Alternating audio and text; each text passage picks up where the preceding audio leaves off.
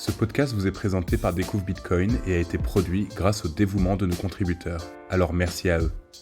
Pour soutenir notre émission, n'hésitez pas à vous abonner et à nous attribuer une note sur votre application de podcast préférée, cela nous aide énormément. Vous pouvez aussi nous aider en utilisant une application de podcast 2.0 telle que Breeze ou Fountain pour nous écouter et nous streamer des sats. Sur ce, on vous souhaite une excellente écoute.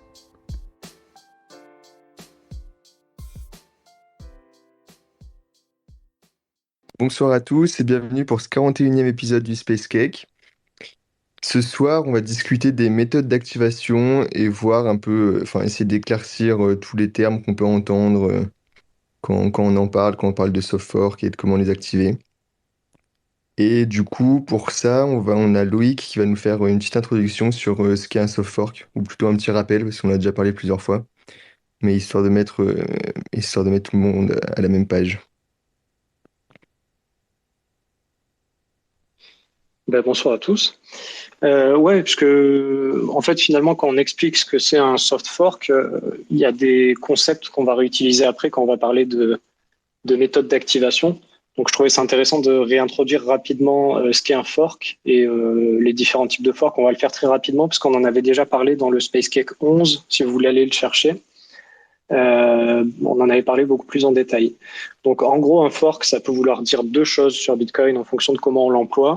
C'est soit un embranchement de la blockchain. Donc un embranchement, c'est quand à une hauteur, ça se sépare, tout simplement, et qu'après, il y a deux blocs à la même hauteur, voire deux chaînes qui persistent séparément, avec un historique commun éventuellement. Donc soit un embranchement, soit une modification du logiciel, donc une modification des règles du protocole, soit éventuellement les deux, en fonction des cas. Donc en gros, moi quand j'aime bien catégoriser, donc en gros il y a fork, vous allez le retrouver sur 4 grands concepts. Il y a tout d'abord l'embranchement naturel. Bon, il y en a certains, ils voudront pas qu'on utilise fork pour parler d'un embranchement naturel. Certains parlent plutôt d'un split. Donc c'est le fonctionnement classique de Bitcoin qui fait que des fois, il y a des mineurs qui trouvent quasi en même temps un bloc valide à la même hauteur, mais donc deux blocs différents, deux mineurs à deux endroits différents du réseau. Et donc le réseau va se séparer en deux. Et après, la chaîne refera consensus lors d'une réorganisation lorsque une chaîne aura dépassé l'autre en termes de quantité de travail. Donc ça, c'est le premier type de fork. Après, il y a éventuellement les forks du code qui reviennent tout à la base, qui refont tout depuis zéro au niveau de la blockchain. Donc ça va être les trucs type Litecoin, par exemple. Donc ça, c'est autre chose, c'est juste un fork du code. Et après, donc, il y a les fameux hard fork et soft fork. Donc, la différence fondamentale entre les deux, c'est que le hard fork, il va venir retirer des règles au niveau du protocole ou bien rendre plus restrictives celles qui sont déjà existantes. Donc, la conséquence de ça, c'est qu'il va y avoir un embranchement au niveau de la chaîne et que cet embranchement va persister.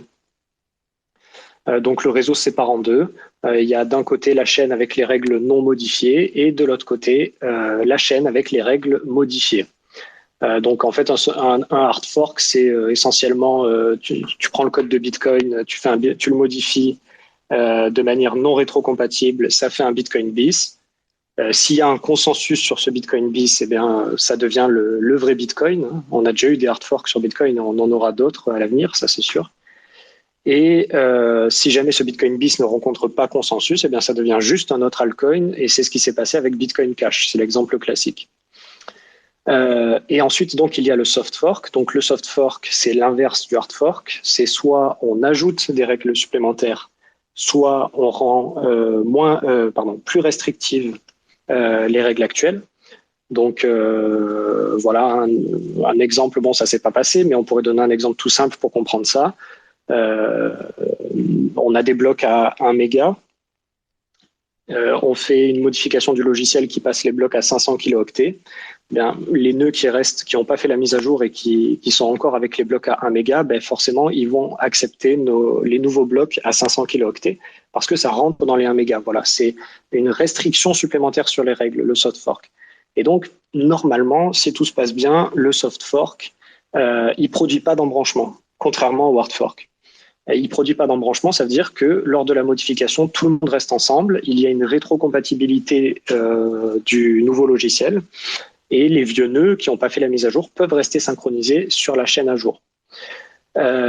Seulement, parfois, ça peut mal se passer et il peut y avoir un embranchement même lors d'un soft fork.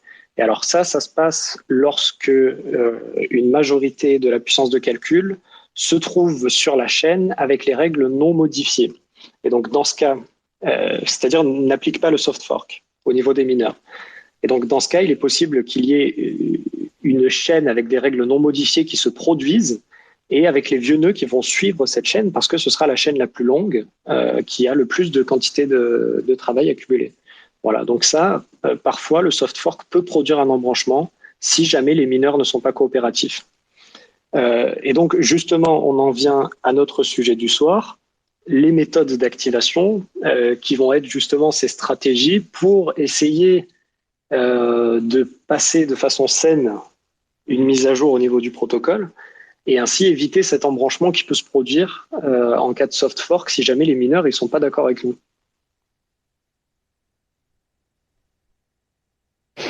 Ouais, sur l'histoire de soft fork, hard fork au niveau du split, en fait, c'est que dans le cas du soft fork, il suffit que les mineurs soient à jour pour que tout le monde suive la bonne chaîne. Alors que dans le cas du hard fork, si les mineurs sont pas à jour, c'est pas grave, mais il faut que tous les nœuds soient à jour, entre guillemets, pour pas se mettre à rejeter des blocs de mineurs à jour, eux. Donc c'est ça qui rend les choses compliquées. C'est le hard fork, il donne moins de responsabilités aux mineurs, mais il faut absolument que tous les nœuds, eux, par contre, soient à jour. Et c'est ça, c'est une coordination qui est très complexe à obtenir. Voilà. Et donc les méthodes d'activation, ça va être une coordination qu'on va mettre en place pour justement débuter l'activation des nouvelles règles à un moment où tout le monde est prêt à les, à les imposer. Vous vouliez peut-être ajouter quelque chose sur les soft forks avant qu'on débute sur les méthodes d'activation? Ou éventuellement s'il y a des questions.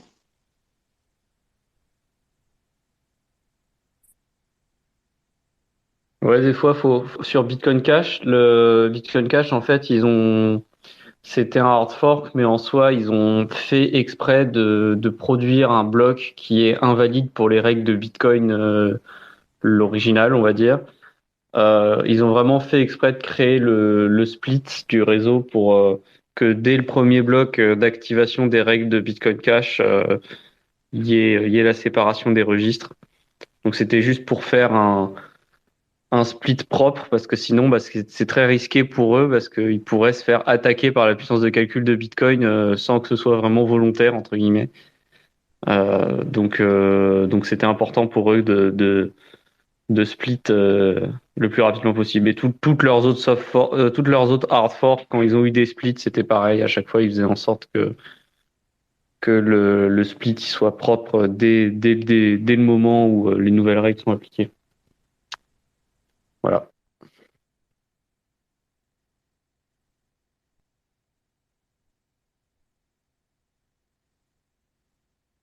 Bon, ben c'est parti, hein, les méthodes d'activation, si vous avez rien à rajouter. Merci bien. Panta pour les précisions. Et voilà, du coup là on va parler de méthodes d'activation de soft fork, si j'ai bien compris. Ouais, alors en soi, on pourrait décider d'utiliser des méthodes d'activation relativement proches pour des hard forks aussi. C'est juste qu'on prendrait certainement des seuils de précaution bien plus élevés. Et surtout, on laisserait beaucoup plus de temps pour que les gens puissent mettre à jour leurs nœuds. Je pense qu'on ferait un monitoring que les nœuds ont été mis à jour. Euh, et quand on voit qu'ils sont suffisamment à jour, on pourrait commencer à utiliser les techniques qu'on va un peu détailler là pendant le space pour faire une activation qui soit propre. Mais donc je pense qu'il y aurait simplement des étapes supplémentaires avant euh, bon, je dis simplement, mais c'est pas simple, hein, mais c'est simple. Il faut rajouter des étapes en plus pour faire un hard fork, mais ces méthodes-là sont pas complètement inappropriées pour un hard fork non plus, quoi. Elles feraient partie du tout, quoi. Sachant que, Euh, comme, Juste- Ouais. Ouais, c'est juste parce qu'on parle de hard fork, en fait, ça me fait penser, par exemple, il me semble que Monero fait des hard forks régulièrement. C'est son mode de mise à jour, il me semble. Enfin, c'est comme assumé, un peu comme Bitcoin Cash, ou je dis des bêtises. Alors, il y a Snitchy dans l'assemblée, donc s'il veut nous donner des précisions, on sera preneur, Snitchy. Sinon, sur Monero, il y avait une période où effectivement, ils faisaient régulièrement des hard forks pour changer en plus l'algorithme de minage, il me semble, pour être résistant aux ASIC. En fait, je crois qu'il y avait de ça pendant une période. Je sais pas si c'est toujours le cas. Ok, moi Voilà. j'avais en tête que c'était juste un mode de mise à jour en fait assumé où le réseau faisait des hard forks régulièrement qui étaient programmés. En fait, là où je voulais en venir, c'est que ça peut être intéressant de voir si on se pose la question de comment ça peut être géré sur les hard forks, parce que c'est vrai que sur Bitcoin, c'est pas vraiment une situation qu'on a eu besoin de gérer, mais sur Monero, ils ont peut-être de l'expérience. Voilà, c'était juste si on voulait Après, il y creuser a un un peu ce truc sujet des hard aussi. forks. Ouais, il y a un truc aussi, c'est que quand t'as des crypto-monnaies comme ça qui font beaucoup de hard fork, elles peuvent prévoir un mécanisme de mise à jour dans leur logiciel, genre des systèmes d'alerte ou des choses comme ça. Et bon, après, si tu vas on va dire, si tu vas vers les choses un peu plus sales, tu peux avoir un consensus qui se bloque au bout d'un certain temps pour forcer les gens à se mettre à jour. Genre, il y avait ce qu'on appelait la Ice Bomb dans Ethereum. Il y avait ce qu'on appelle la Poison Pill dans Bitcoin Cash. C'est en gros des genres de mécanismes de consensus qui font que, genre, par exemple, à partir de 6 mois, la difficulté se met à croître. Les calculs de difficulté font que la difficulté se met à croître énormément, ce qui fait que tu peux plus faire un seul bloc, quoi. Et donc, c'est une manière de forcer les gens qui font tourner des nœuds à regarder quelle est la mise à jour à faire tourner et à mettre à jour le nœud. Et ça force un peu la coordination sociale qui permet de faire des hard forks. Ça rend plus C'était facile socialement le hard fork, mais du coup, ça rend aussi plus difficile le fait de faire tourner son nœud. Donc bon. C'était pas le mécanisme dans Ethereum pour faire la transition au Proof of Stake? Ou Alors, genre ils ont été obligés de repousser, il me semble, après c'est des trucs que je suis pas, mais il me semble qu'ils ont dû repousser plusieurs fois l'échéance justement de ouais, en l'explosion de fait, difficulté parce qu'ils n'étaient pas prêts. Ouais. ouais. Je pense qu'ils avaient justifié ça avec un argument de sécurité en disant faut plus qu'il y ait de mineurs au moment où la proof of stake s'active et elle va s'activer à telle date. Donc on met effectivement un truc dans le consensus qui le fait exploser entre guillemets à partir d'une certaine date. Euh, je crois que c'était ça l'argument au départ. C'était une manière aussi politique de montrer pour les développeurs, de montrer qu'ils étaient vraiment prêts à faire la proof of stake et qu'ils prenaient pas ça pour une blague, quoi. Mais in fine, c'est devenu un running gag récurrent parce que même des fois, ils faisaient des hard forks juste pour bouger la valeur de la date limite de la bombe, entre guillemets, qui s'appelle la ice bomb en général, ou pour le Ice Edge, ça s'appelle Ice Edge, c'est l'ère glaciaire, ils appelaient ça comme ça. Et donc du coup, c'était assez comique parce que des fois, ils faisaient une hard fork parce que c'est l'hard fork planifié classiquement. Et en fait, ils oubliaient de mettre à jour la bombe. Et du coup, ils refaisaient un hard fork juste après parce que, oups, en fait, on avait oublié. Donc, c'était assez drôle. Heureusement pour eux que c'est pas trop décentralisé comme réseau quand même, hein, parce que sinon c'est un Oui. sacré bordel. Ah oui, oui, Ah, heureusement que bon, c'est. bon, non, non, mais on arrête, ça sert à rien, on va pas tracher les autres, c'est des vidéos. Donc passons au sujet. Voilà. Désolé, Bon, après, il y a quand même j'ai ouvert des. la boîte de Pandore. J'ai ouvert la boîte de Pandore, là, je crois. Ouais, juste, il y a quand même des avantages parfois à faire un hard fork. Au niveau de comment on peut implémenter la chose, on n'est pas obligé de faire des montages hyper bizarres à la Segwit. Et au niveau du consentement aussi, c'est pas pareil le consentement entre un soft fork et un hard fork pour les utilisateurs. Le consentement, il est plus clair au niveau du hard fork. Ouais, il Ah ouais, est. non, mais j'ai pas dit que. Non, vas-y, pardon. Non, non, mais t'as raison, mais non, mais c'est pas que c'est une mauvaise chose en soi, mais c'est qu'effectivement, c'est pas du tout les mêmes critères, en fait. Tu peux te permettre de faire des choses, comme tu peux relaxer les règles, bah, tu peux te débarrasser des règles qui sont pas propres, entre guillemets, et les remplacer par des règles qui sont propres en termes de code, en termes de protocole. Donc évidemment, le hard fork est toujours très intéressant. en termes de code et en termes de développement, ça facilite énormément les choses. Parce que du coup, le hard fork qui permet de retirer de la dette technique. Là où le soft fork t'oblige à garder de la dette technique en permanence, quoi. C'est pour ça, c'est parce qu'on fait que des soft forks que on peut pas changer, par exemple, on peut pas augmenter la taille des blocs comme on aurait pu le faire juste en changeant une valeur. On a dû faire un truc à la Segwit avec des données dans le witness, économiser de la place, mettre les données ailleurs. Enfin, voilà, plein de choses compliquées qu'on a déjà eu l'occasion de détailler. Et effectivement, sur la notion de consentement, c'est que la soft fork, en fait, si on regarde les choses d'une manière un peu, on peut dire les choses, disons que soft fork, c'est une manière très positive de parler de censure, en fait. En fait, une soft fork, c'est littéralement une censure. C'est qu'on utilise les mineurs, on utilise les mineurs pour censurer ce qui ne respecte pas les nouvelles règles. Donc c'est une forme de création de règles. On impose des règles complètement arbitraires supplémentaires, mais en fait, elles sont pas arbitraires. Elles sont évidemment faites pour servir le réseau, les utilisateurs. Mais en fait, ces règles se traduisent comme une sorte de censure. On va t'empêcher, dans le cas de Segwit, un nœud pré-Segwit, on l'empêche, on le censure quand il veut dépenser des transactions d'Anyone Can Spend qui correspondent aux adresses Segwit pour les anciennes versions du protocole. Parce que les adresses Segwit pour les anciennes versions du protocole, on a souvent eu l'occasion de dire que c'était des adresses que n'importe qui pouvait dépenser. Mais du coup, parce que Segwit a des nouvelles règles, eh bien, si on essaie de faire une transaction qui dépense des adresses Segwit, eh bien, jamais ça n'arrivera aux mineurs déjà, parce que tous les nœuds Segwit vont dire que cette transaction elle est invalide. Et en plus de ça, les mineurs, eux, ils vont refuser de la miner. Donc c'est une forme d'attaque à c'est une forme de censure, quoi. C'est vraiment, on demande aux mineurs de censurer. C'est exactement ce qui se passe quand on fait une soft fork. Et donc effectivement, la notion de consentement et elle se pose pas vraiment finalement. On peut ne pas consentir à une soft fork et pourtant on est bien obligé de se la prendre dans la figure simplement parce que on n'est pas suffisamment important en termes de force de minage et la force de minage elle a décidé que la soft fork elle allait s'appliquer quoi. C'est un peu une forme de démocratie sur une nation unie. Et de l'autre côté, c'est un petit peu la Corée. C'est bon, on n'est pas d'accord politiquement, bon, ben, on fait deux pays, on se sépare. Après, je suis pas sûr que ceux en haut aient eu le choix d'aller en bas, mais bref. On s'écarte. On revient sur les méthodes d'activation, peut-être. On s'est pas mal écarté, c'est déjà 22 heures. On commence par le BIP 9, peut-être, c'est le plus logique. Qu'est-ce que vous en pensez? Ouais, BIP 9. Ouais, Vas-y, après, tu voulais dire. je profite juste pour dire, on va beaucoup parler du BIP 9 et du BIP 8 parce que c'est les seuls BIP dont on va parler quand on va parler de méthode d'activation aujourd'hui.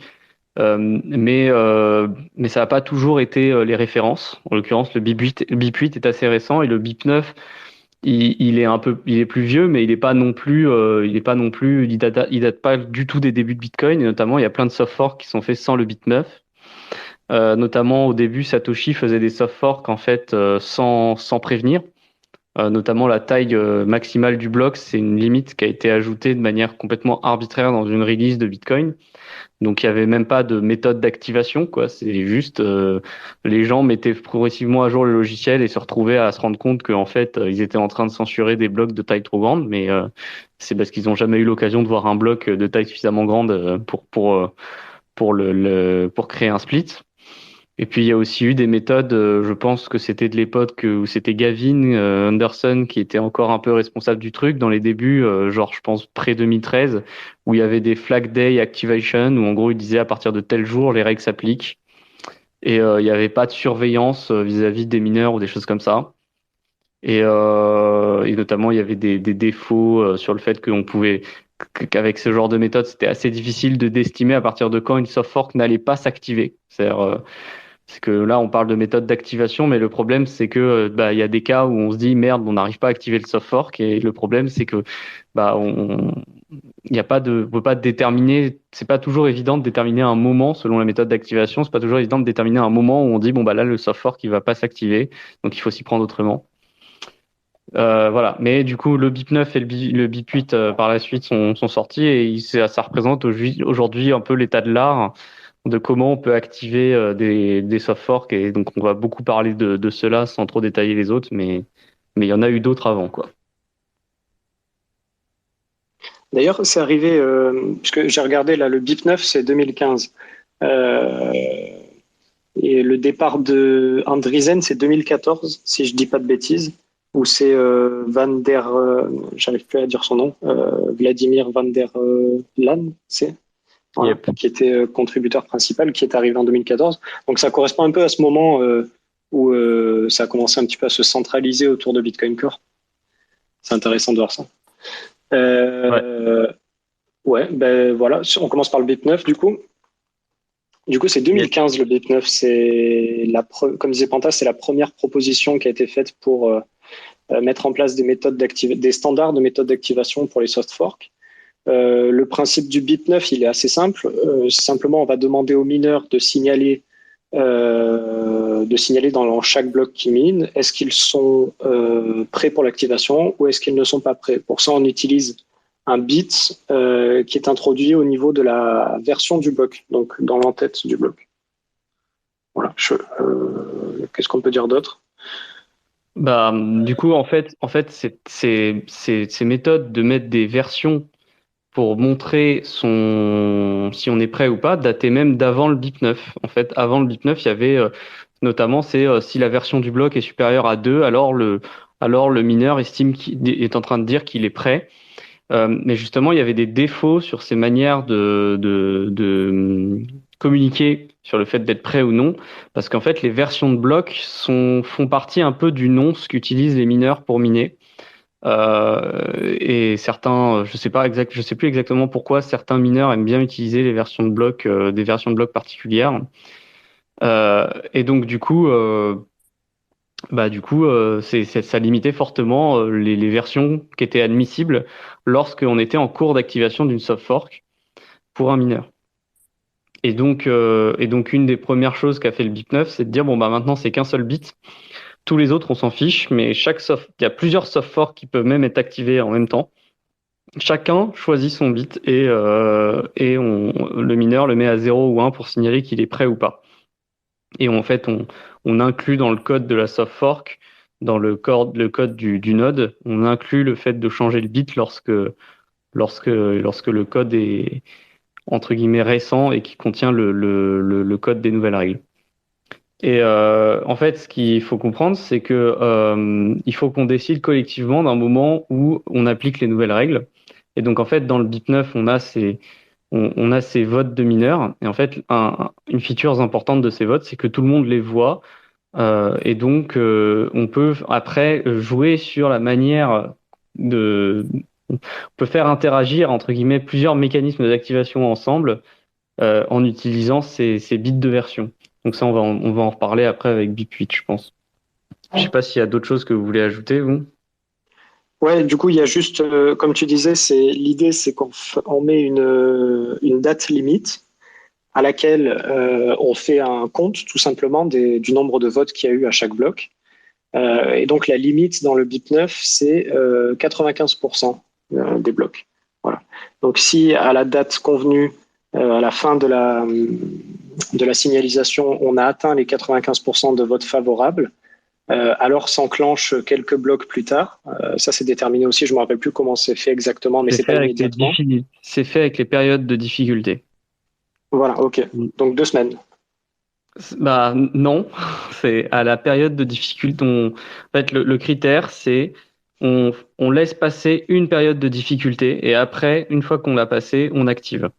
On active au moment où on passe à la suivante. Je crois que c'est ça. C'est genre on finit celle-là, on en laisse passer une et après on active. Ok. Voilà, et le gros problème du BIP 9, et après on va parler du BIP 8, et justement le BIP 8, c'est un petit peu, ça reprend le BIP 9, mais ça résout quelques petits soucis. Le gros problème du BIP 9, c'est que ça met l'essentiel du contrôle sur l'activation du soft fork entre les mains des mineurs. Voilà, parce que si les mineurs votent contre, lorsque l'on fait le décompte des votes qu'il y a eu, s'il y a moins de 95%, le soft fork est tout simplement pas activé. Voilà, c'est tout. On passe à autre chose. Merci, au revoir. Ouais, en fait, c'est ça. C'est qu'il y a une autre chose qui était importante, qui est soulevée dans le texte du BIP 9. c'est que il y a une date de démarrage du signal et il y a une date de fin.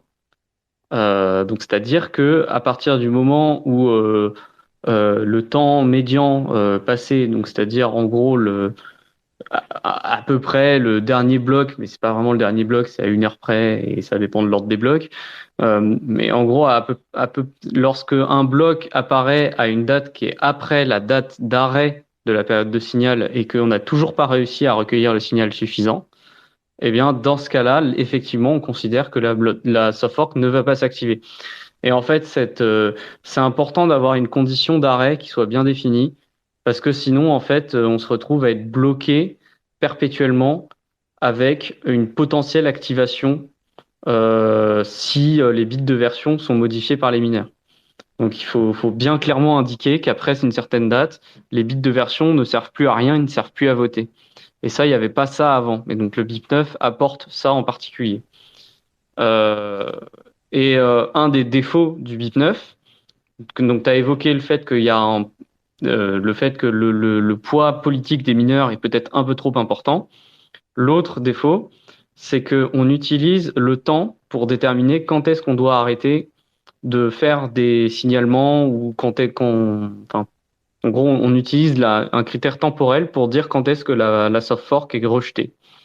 Et en fait, le problème d'utiliser un temps, le timestamp, c'est que ce timestamp, il est manipulable par les mineurs eux-mêmes. Et donc, en plus du pouvoir qu'on leur donne, bah, ils ont en plus le pouvoir de manipuler l'horloge. Donc, en fait, on leur donne beaucoup. Enfin, ils pourraient essayer de manipuler l'horloge, notamment faire disparaître du hash rate, en faire réapparaître à des timings précis pour essayer on va dire, de casser la logique de casser un peu la logique d'activation de soft fork, alors même qu'il peut y avoir une majorité qu'il peut y avoir la proportion suffisante. Parce que comme on demande 95% de la puissance de calcul qui signale, bah, il suffit de disrupter 5% de la puissance de minage pour que le soft fork ne soit jamais activé. Donc voilà, en manipulant le temps, ça peut aussi rendre ça compliqué.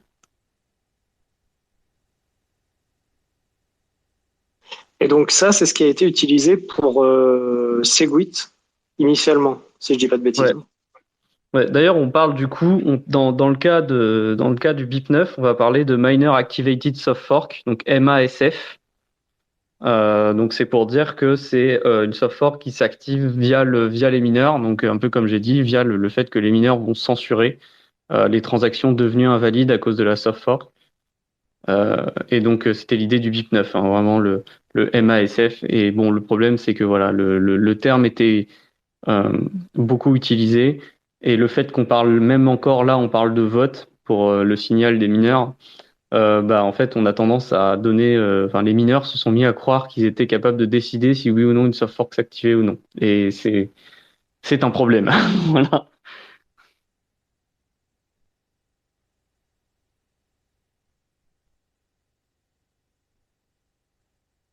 Est-ce qu'il y a déjà des questions peut-être ou des réactions sur le BIP9? Si vous voulez monter, n'hésitez pas à demander la parole. Et je crois qu'après, on a fait le tour hein, sur le BIP9. C'est assez simple. Et voilà, c'était juste dans le BIP, il y avait Peter Willey, Peter Todd, Greg Maxwell et Rusty Russell pour le BIP9. D'ailleurs, pourquoi ils ont fait BIP9 et BIP8 après j'ai pas compris. Bah, si tu regardes BIP8, si tu regardes les auteurs, tu comprendrais. Si tu regardes les auteurs du BIP8, les auteurs du BIP8, c'est Shaolin Fry, c'est Luc Dagier, je crois aussi. Oui, Et, et tu vois bien que c'est pas du tout le même genre de personnes. C'est des personnes qui vont privilégier beaucoup plus la souveraineté des utilisateurs que, on va dire, la transition douce de fonctionnement, quoi. Et Shaolin Fry, c'est lui qui est à l'origine de l'UASF, donc la User Activated Soft Fork. Donc, je sais pas si vous avez déjà vu ce terme UASF un peu partout. Il y a des casquettes en conférence, plein de gens qui portent des casquettes UASF pour faire la blague avec US Air Force. Mais en fait, UASF, c'est le fait que les utilisateurs, ultimement, peuvent décider si une soft fork s'active ou pas. Et, euh, et notamment lors de l'épisode Segwit. Donc, Segwit a bien été activé via les mineurs. Mais il se dit que, donc là, il faut lire, si vous cherchez de la bonne documentation là-dessus, faut lire le bouquin Block Size War, qui a été écrit par un co-auteur qui est dans BitMEX, je crois. Donc dans Block Size War, voilà, on évoque le fait que Shaolin Fry, quand il est arrivé pour faire la User Activated Soft Fork sur Bitcoin, eh bien ça a tellement menacé les mineurs qui se sont mis à activer la soft fork pour éviter le problème. Puis après, ils sont repartis négocier à porte close avec des grandes industries de Bitcoin à cette époque-là pour aller négocier Segwit 2x, ce qui n'est jamais passé et qui était de toute façon un très très mauvais code, très mal entretenu. Mais tout ça pour dire que Shaolin Fry, il est auteur du BIP8 et c'est lui qui a fait que la situation avec Segwit, enfin, on estime en rétrospectivement, on estime souvent que c'est lui qui a débloqué la situation sur Segwit en proposant justement une UASF. Donc je sais plus quel est le numéro du BIP pour le UASF. 148. Ouais, le BIP 148, donc qui est le BIP UASF. Qui en gros, il spécifie rien du tout ce BIP, je crois. Il rappelle juste le fait que ultimement, c'est les utilisateurs qui décident. Et on peut très bien décider d'ajouter une règle qui dit que si ton bloc il ne signale pas qu'il est prêt pour la soft fork, eh bien, il est considéré invalide maintenant. Donc c'est une genre de c'est ce que je disais plus tôt. On peut jouer avec le fait que on s'attend à ce que les autres nœuds ils écoutent le même signal, mais qu'ils l'interprètent pas de la même façon. Et en fait, le UASF, c'est une manière de dire, bah moi je vais forcer le signal parce que si j'interprète le signal comme si tu signales pas, je rejette. Et donc ça rend ton bloc invalide. Et donc ça force un peu les mineurs à signaler. Et parce qu'ils signalent, eh bien même les gens qui n'étaient pas prêts à autant de violence, on va dire, qui n'étaient pas dans le rapport de force avec les mineurs à ce point-là, eh bien ils se retrouvent quand même à forcer l'activation de fait eux aussi, en même temps que les gens qui, eux, étaient beaucoup plus dans le rapport de force, quoi. Donc en fait, le signal a vraiment une fonction de coordination et il a une fonction un peu politique, mais c'est vraiment un objet sur lequel on peut jouer lorsqu'on est en période d'activation. On peut en faire des variantes du protocole sur le signal et utiliser tous le même signal et pourtant faire des variantes. Et en fait, c'est ce que fait le BIP8 in fine. Donc on va pouvoir commencer à l'expliquer, je pense.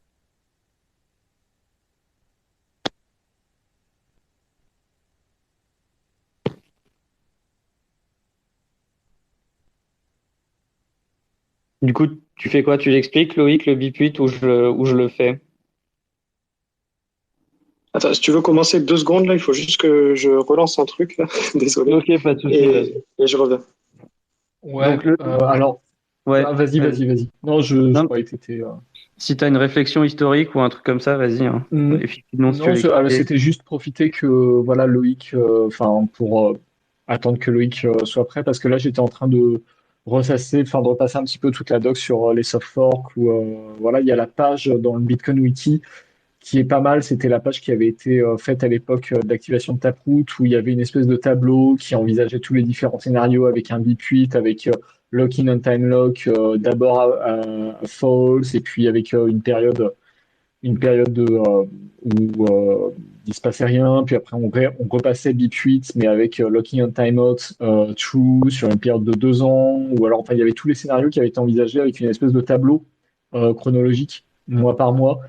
En fait, j'étais juste en train de regarder ça, c'était quand même assez bien résumé. Je sais pas si vous avez tous la référence, sinon je la colle dans le thread en dessous. Bon, je Mais trouve que là, c'est intéressant d'avoir ça sous les yeux. Ouais. dans le space, là, si tu peux le partager dans le space. Bah, je peux le coller. Alors, sur le desktop, là, je suis pas sûr que je puisse le partager dans le space. Je peux le coller à la suite du tweet du Ouais, space, vas-y. mais je vais faire ça, ouais. Je vais faire ça, c'est plus simple. Euh, hop. Voilà.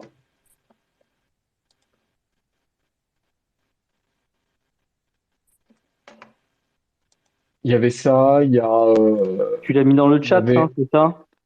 Non, justement, c'est ce que je dis, c'est là, je suis sur le desktop. En fait, je suis sur mon téléphone. Et sur mon Ah oui. téléphone, c'est pas hyper pratique parce que je regarde sur le desktop en même temps, donc je pouvais pas le coller dans le chat du Space. Je l'ai collé en réponse au tweet d'annonce du Space, Ouais, en fait. attends, je vais essayer de le remettre du coup. Hop, voilà. Je l'ai envoyé dans le space, donc normalement, Ok, super. on devrait pouvoir le voir à un moment. Je sais pas si tu as vu, il y a un article de Bitcoin Uptech aussi qui s'appelle Soft Fork Activation. J'étais en train de survoler ça, c'est pas mal parce que en fait ça résume tout ce dont on vient de parler, un peu l'historique, mais avec plus de détails. Et je pense que je le relirai à tête reposée, c'est assez complet. Peut-être je vais le mettre aussi. Hop. Ah oui, je me rappelle de ces tableaux. Ouais, moi aussi. En fait, je me suis souvenu que c'était plein de débats qu'il y avait eu à nouveau avec Taproot et je me souvenais aussi d'un tableau comme ça. Donc voilà, je l'ai retrouvé là pendant qu'on parlait et je trouve c'est quand même pas mal. Ouais, sur Taproot, on a passé énormément de temps à discuter des méthodes d'activation avant d'en trouver une. D'ailleurs, ça a donné lieu au Speedy Trials, qui était vraiment un truc entre les deux, entre guillemets. Mais du coup, ouais, faut qu'on ait. Ok, Loïc, il a l'air d'être revenu. Ok. Ouais, je vous laissais parler, j'étais là. Désolé, hein, je suis allé relancer un truc. Ouais, mais si vous voulez entamer le BIP 8, donc en gros, le BIP 8, donc c'est une autre méthode d'activation qui est d'ailleurs assez similaire au BIP 9, mais qui a principalement deux grosses différences. Donc, la première grosse différence, c'est ce qu'on a dit tout à l'heure, Pantal a dit tout à l'heure. Sur le BIP 9, on va utiliser les horodatage pour calculer le temps, justement, la période durant laquelle les mineurs peuvent signaler un bloc, peuvent signaler pardon, leur approbation. Sur le BIP 8, on utilise la hauteur de bloc. Donc, ça n'a pas vraiment d'impact si tout se passe bien, mais ça permet justement d'éliminer les risques de débranchement, de baisse rapide du hash rate, de faire n'importe quoi avec l'horodatage pour les mineurs. Voilà, donc déjà, ça résout ce souci. Le deuxième souci que ça résout, la deuxième différence, c'est que ça va implémenter une variable. Donc c'est ce dont parlait Lounès dans le tweet d'annonce, le lot égal LOT, qui permet justement, alors j'ai un truc, je me rappelle plus ce que ça veut dire lot. C'est lock on timeout. Voilà, lock on Lock timeout. on timeout. Voilà. Et donc sur cette variable, on va pouvoir signaler soit true, soit false. Et ça permet soit, si on signale true, de mettre en place le soft fork, de l'appliquer automatiquement à la fin de la période des votes des mineurs. Soit si on met false, c'est essentiellement à peu près la même chose que le BIP 9, sauf pour la première modification dont je vous ai parlé par rapport à la hauteur des blocs. Donc voilà, c'est essentiellement ça le BIP 8. On passe d'un système de calcul qui est basé sur les horodatage à un système sur les entêtes de blocs, sur les hauteurs de blocs, pardon, qui permet d'éviter des risques au niveau des mineurs. Et on ajoute cette variable LOT qui permet soit d'activer automatiquement le soft fork, même si les mineurs n'ont pas voté leur approbation, soit, si on a mis false, ça revient à peu près à la même chose que le BIP 9. C'est-à-dire, à la fin de la période de vote, si les mineurs ne sont pas d'accord, c'est abandonné. Voilà. Et donc, un truc que je disais qui est important, c'est qu'en fait, quand on fait lock on timeout true, donc lorsqu'on met ce lot égale true, quand on le met à vrai, en fait, ce qui se passe, c'est que effectivement, la soft fork va bien être activée à la fin de la période de minage, mais la raison pour laquelle ça se produit, c'est que quand il ne reste plus qu'une seule période de difficulté pour activer la soft fork potentiellement, eh bien, on va se mettre à rejeter tous les blocs qui ne valident pas, qui ne signalent pas. Donc en fait, c'est vraiment l'implémentation de l'UASF. En fait, le BIP 8 implémente l'UASF de manière à manipuler les votes du BIP 9 aussi. C'est une sorte de parasitisme de vote. C'est une manière de jouer, de manipuler les votes de BIP 9 en mettant un rapport de force plus important, en mettant lot égale true.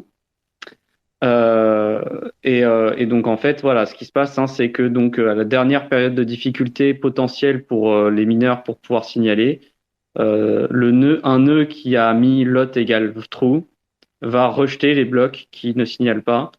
Et donc, puisque les seuls blocs qu'il voit vont être des blocs qu'il signale, à la fin de la période de difficulté, forcément, la soft fork va être activée. Et donc, on voit qu'en fait, elle s'active, mais elle force l'activation aussi pour les gens qui font du BIP 9, en fait. Donc, c'est un choix qui devient collectif. En fait, lot égale true, c'est ce qu'on pourrait appeler la minorité intolérante. C'est la minorité intolérante qui ne tolère pas que la soft fork ne s'active pas, qui fait que la soft fork va être activée pour tout le monde en même temps, suivant les mêmes critères. Et un truc qui est important, c'est qu'il y a dans le BIP 8 ce qu'on a le paramètre qui est mean activation height, donc hauteur minimum d'activation, qui est en gros un équivalent du début de la période de vote pour le BIP 9, mais je crois que le début de la période de vote dans le BIP 8 est aussi déterminé avec une date. Je revérifie ça parce que je veux pas dire de conneries. Mais je crois que tu t'as ça, Loïc, devant toi ou pas là? Je regarde. Mais il me semble que dans le BIP 8, la date de début de signal, elle est bien spécifiée avec une date temporelle. Par contre, il y a un nouveau paramètre qui est la hauteur minimum d'activation. Et c'est ça qui est différent. Alors, paramètre. Ah, voilà, il y a une start height. Donc, la période d'activation est déterminée à la hauteur d'un bloc. Donc, il y a une start height. Et il y a une timeout height, donc qui est la hauteur où on considère que la soft fork n'a pas pu être activée, ce qui n'est possible que si lock on timeout est à false. Et surtout, il y a un autre paramètre qui est le minimum activation height, qui est la hauteur minimum à laquelle la soft fork peut être activée. Donc il faut reprendre un peu le truc.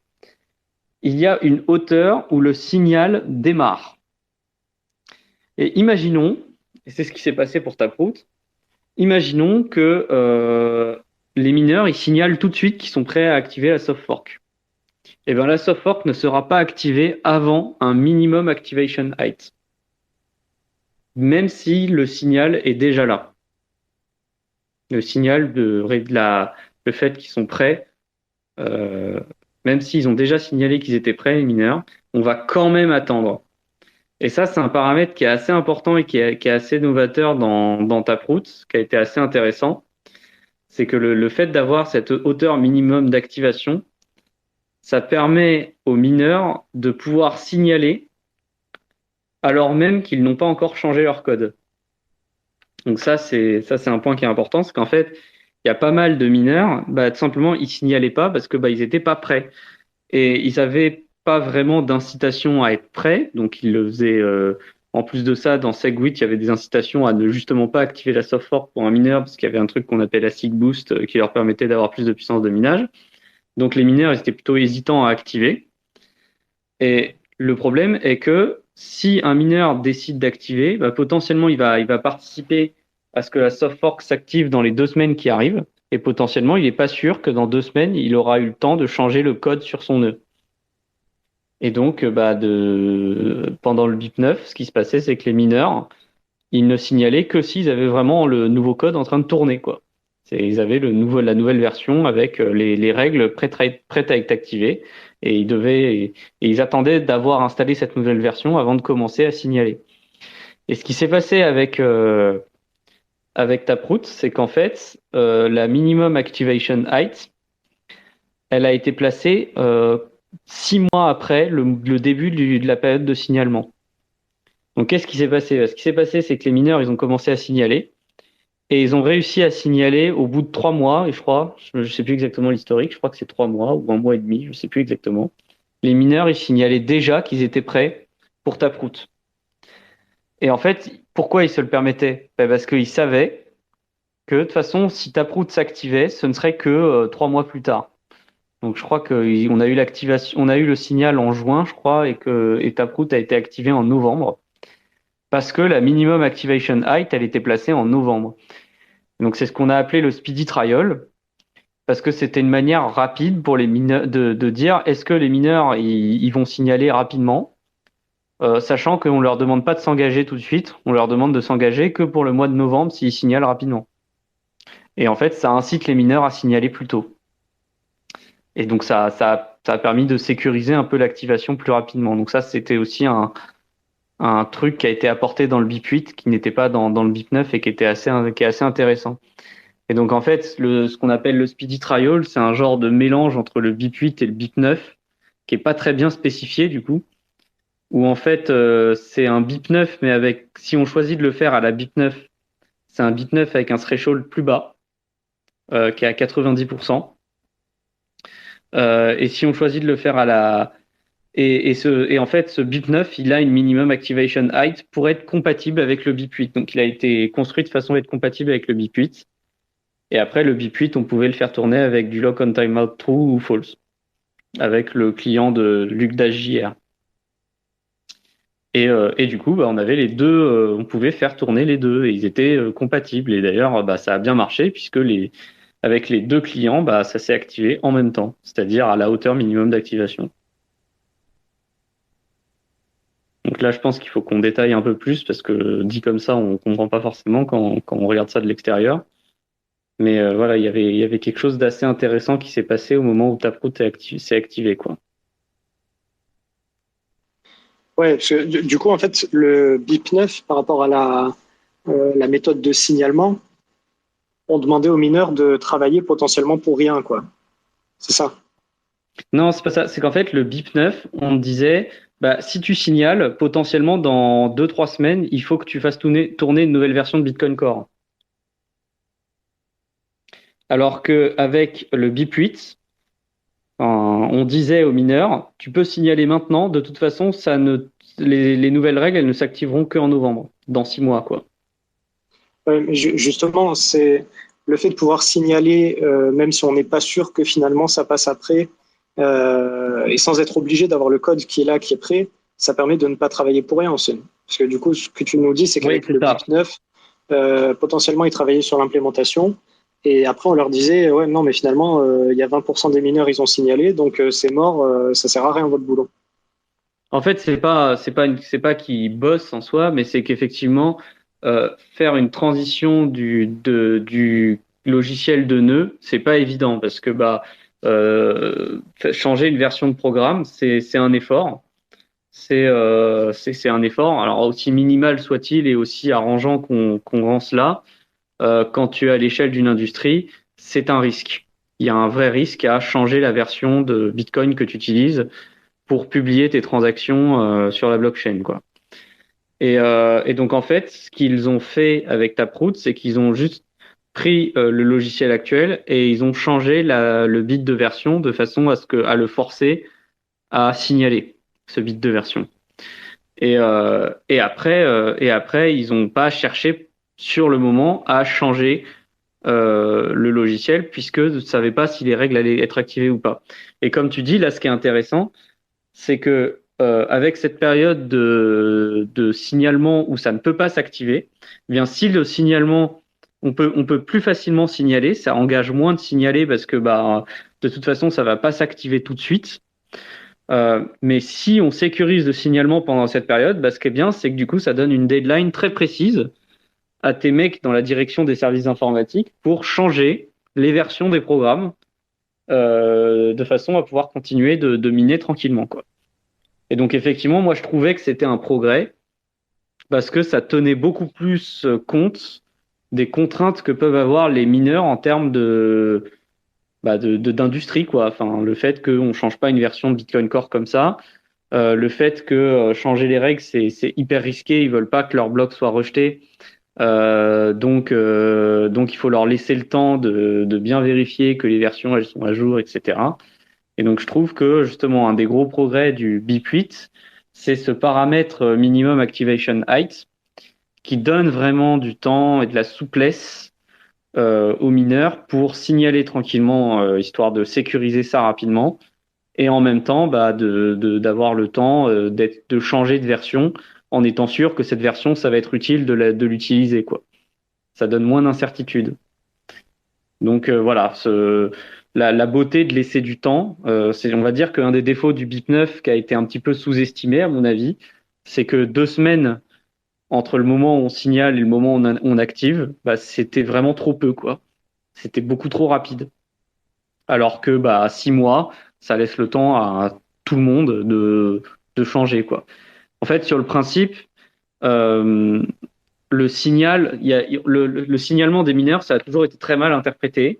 Euh, du temps de Segwit, on pensait que le signal des mineurs, c'était un vote. Donc, c'est-à-dire, est-ce que les mineurs, ils sont d'accord avec la soft fork ou pas?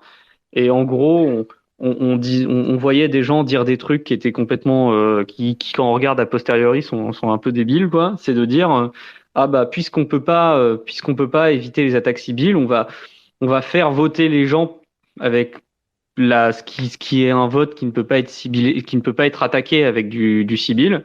Donc on va prendre le hash rate et puis on va le faire voter, un petit peu comme on fait avec des drive chains, si vous relevez d'ailleurs un peu le truc là. Euh, et, euh, et en fait, c'est pas du tout, c'est pas du tout comme ça que ça marche, quoi. Les mineurs, ils sont pas là pour décider des règles qu'on fait tourner.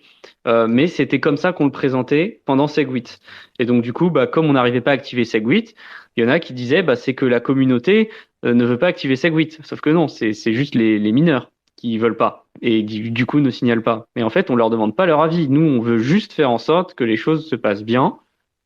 Mais c'est pas du tout eux qui décident des règles, du protocole, quoi. Il y a déjà eu il y a eu cette mauvaise interprétation du signal avant Segwit. Et puis après, il y a eu Shaolin Fry qui est arrivé et qui a dit, en fait, les gars, vous pouvez faire une UASF. Vous pouvez totalement censurer les blocs des mineurs qui signalent pas parce qu'au bout d'un moment, ils sont censés signaler. C'est vous qui décidez, en fait. Il a commencé à mettre sa menace à exécution parce qu'ils avaient fait ça sur Litecoin, en fait, il me semble. Et il venait de Litecoin, Shaolin Fry. Et du coup, là, ce qui s'est passé, c'est que les mineurs ont activé, bizarrement, ils ont signalé. Voilà. Et donc finalement, ils ont pu reprendre, à finir en disant, regardez, c'est quand même les mineurs qui ont signalé, quoi. Mais bon, bref, ils voulaient pas, hein, mais ils l'ont fait quand même. Et je pense qu'avant Taproot, on avait cette interprétation que le signal, ça voulait dire que le mineur avait installé la nouvelle version. Sauf qu'en fait, c'est pas ça non plus. Quand on veut que les mineurs ils signalent, on leur demande pas de signaler qu'ils font tourner la nouvelle version, on leur demande de signaler que lorsque ça va s'activer, ils estiment qu'ils seront prêts. Ce qui est totalement différent. On leur demande pas de faire tourner le nouveau programme maintenant, au moment où ils signalent. On leur demande de signaler qu'ils seront prêts. C'est-à-dire, ils sont au courant qu'il y a une soft fork, ils savent qu'elle existe, ils savent qu'il y a des règles, ils savent quel bit il faut mettre pour la signaler. Ils la font peut-être pas tourner maintenant, ils ont peut-être pas le logiciel qui tourne en ce moment pour ça, mais ils sont au courant que ça existe et ils sont juste au courant. Et donc, lorsque le temps viendra, ils appliqueront les nouvelles règles. C'est tout ce qu'on leur demande en fait. Vas-y, Loïc. Ouais, donc le BIP8, finalement, si le paramètre lot est mis à true, à vrai, il est beaucoup plus offensif de la part des utilisateurs. C'est beaucoup plus offensif que le BIP9 finalement. Il n'y a pas le choix et à la fin, il y a un UASF qui est déjà programmé et qui va s'exécuter si vous faites rien. Donc il y a aussi une forme de dissuasion. Ouais, en fait, c'est ça que je trouve très appréciable aussi, mais il faut quand même se dire que le timeout en général sur des soft forks, il est de plusieurs années, souvent 2 ans. Donc en fait, on a le temps de voir venir. Mais c'est surtout qu'en plus, les nœuds, ils vont le signaler dans leur version comment dire, qu'ils promeuvent. Parce que quand on se connecte à un nœud, on voit la version du programme qui fait tourner. Enfin, il y a une bannière qui est associée à chaque paire dans le réseau Bitcoin. Chaque paire peut décider de montrer une certaine bannière. Et notamment, on va voir dans la bannière le lot égale true ou le lot égale false en fonction de si la personne fait tourner un BIP 8 avec lot ou pas. Mais en soi, c'était même pas. Moi, le lock on timeout, c'est juste donner le choix à l'utilisateur dans quel rapport de force il décide de s'inscrire. Mais c'est important de montrer que ce rapport de force, il existe. Mais au fond, le but, c'est pas d'en arriver là. Et je pense que c'était ça qui était intéressant avec le Speedy Trial, c'est que le Speedy Trial, c'est on met une hauteur d'activation minimum assez loin dans le futur, ce qui fait que les mineurs peuvent signaler sans que ce soit très engageant, ce qui fait qu'on va plus rapidement obtenir le signal des mineurs en général. Et du coup, si on obtient le signal des mineurs assez rapidement, eh bien, le jour où ça devient engageant, bah là, ils seront prêts et ils savent qu'ils se préparent pour quelque chose qui est une certitude, quoi. Et donc, en fait, au-delà du rapport de force, le BIP 8 est en fait, je trouve, beaucoup plus approprié au mode de fonctionnement des mineurs, en fait. On se croirait à l'école, là, les deux qui lèvent la main. Vas-y, si tu veux, vas-y, c'est pas grave. Ah, vas-y, t'as levé la main avant moi.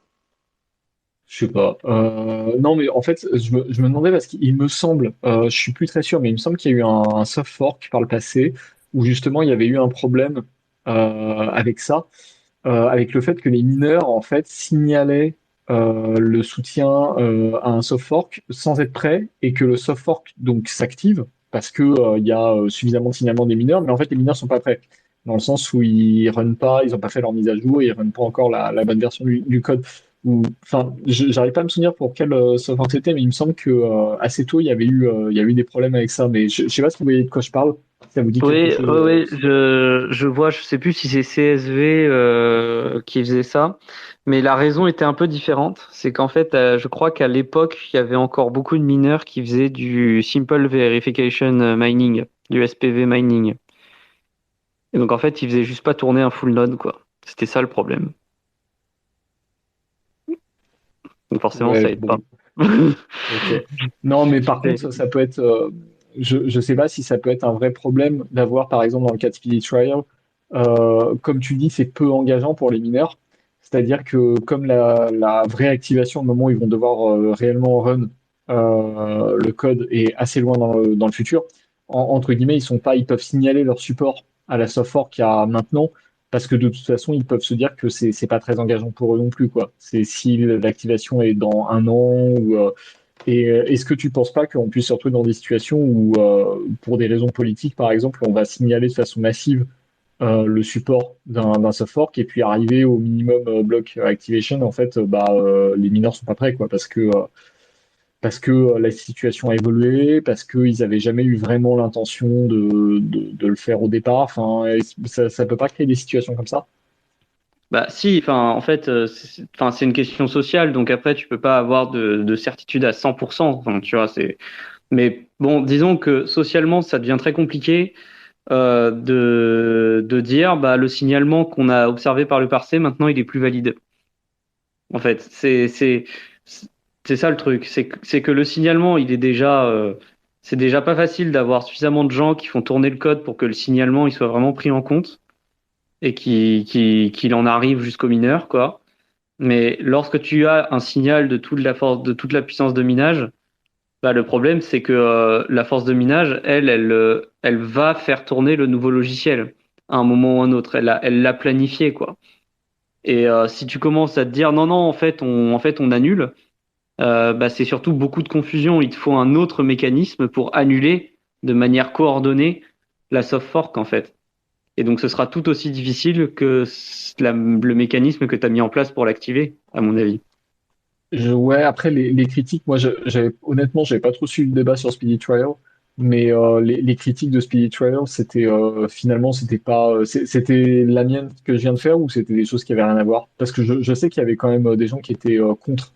enfin, que c'était Alors, une il y en a proposition qui était pas si déjà, consensuelle, faut se quoi. rappeler du contexte. Faut se rappeler du contexte. Tu prends n'importe quelle méthode d'activation, t'avais des gens contre. Genre, t'en as qui voulaient faire Certes, du bit 9, t'en as qui voulaient faire du certes. bit 8 lock on timeout égale true, d'autres qui voulaient faire du false, euh, d'autres qui voulaient pas du speedy trial. Enfin, et puis bon, speedy trial, c'est le compromis qui est sorti, on va dire. Euh, je pense que par exemple, un compromis qu'il y a eu dans Speedy Trial qui fait qu'on l'appelle Speedy Trial, c'est la réduction du threshold, du seuil, de 95 à 90% de la force de calcul. À mon avis, cette réduction du seuil était absolument pas nécessaire, hein. Je crois que très très rapidement, une fois qu'on a dépassé les 90%, on a obtenu les 100% de signal très très rapidement après, quoi. Donc à mon avis, le seuil, en fait, c'était un détail.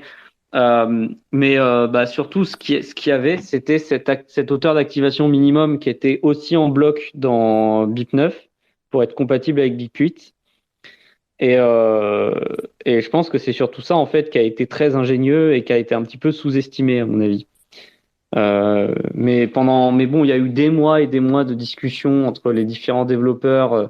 Je me rappelle du coin flip. Je sais pas si tu te rappelles de cet épisode-là où ils avaient ils avaient décidé, ouais, alors le bit de parité, le dernier bit, selon que si le hash de tel bloc il est pair ou impair dans le futur, et ben on fait telle ou telle méthode d'activation. Et donc on a décidé de faire bit 9 parce que on a obtenu un nombre pair, tu vois. Genre ça. Non, mais alors, je t'avoue, ça me dit, là, ce que tu dis, ça me rappelle quelque chose. Et en fait, ça me rappelle aussi pourquoi j'avais un peu débranché de ce débat, parce que je le trouve, honnêtement, je le trouvais un peu stérile. Ouais, ça Enfin, devenait débile. c'était beaucoup de coupage de cheveux en quatre. Et, enfin, je me souviens d'à l'époque, il y avait les discussions, il y avait un canal IRC spécialement dédié pour ça. J'avais suivi un peu, ça avait duré des jours et des jours. J'avais suivi que le début et en gros, c'était exactement ce que tu viens de décrire. C'était vraiment, tu avais des partisans de chaque variant. En fait, chaque variation de méthode d'activation, tu avais des discussions à n'en plus finir. Puis de temps en temps, tu avais Grégory Maxwell qui débarquait au milieu, puis qui insultait tout le monde et qui disait qu'il fallait arrêter de se branler et que maintenant, il fallait y aller. Et, et puis ça recommençait pendant 2, 3 jours. Un petit peu décroché après. J'avoue que j'avais un peu de mal à me passionner pour ça, quoi. Mais enfin bref, ça après c'est autre chose. Ah bah, c'est hyper politique, hein. C'est un sujet qui est Non, mais forcément très compliqué. on était au-delà de la politique. On frôlait, honnêtement, par moments, on frôlait la psychiatrie, tu vois. Enfin, je veux dire, c'était Ouais, juste, non, tu sentais clairement, que tout c'était le une monde avait guerre été d'ego traumatisé aussi, par hein. Segwit.